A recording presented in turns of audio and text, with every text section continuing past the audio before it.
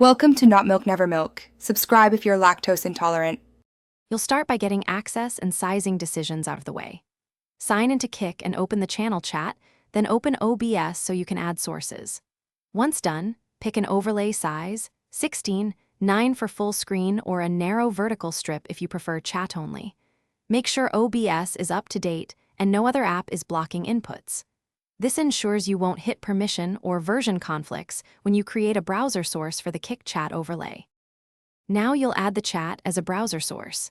In OBS, click the plus in Sources, select Browser, and name it something clear like Kik Chat. Paste the Kik Chat pop-out or overlay URL into the URL box and set width and height to match your chosen panel.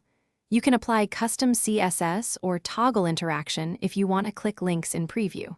Finally, set a sensible FPS or refresh rate so messages update promptly. Finish by placing and locking the overlay in your scene so it won't shift during a stream.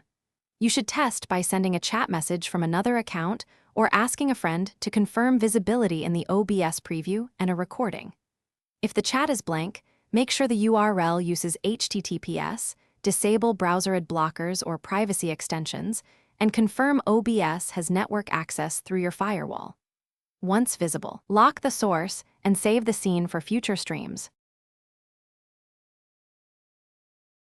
Thanks for watching. If this was helpful, leave a like and consider subscribing. See you next time.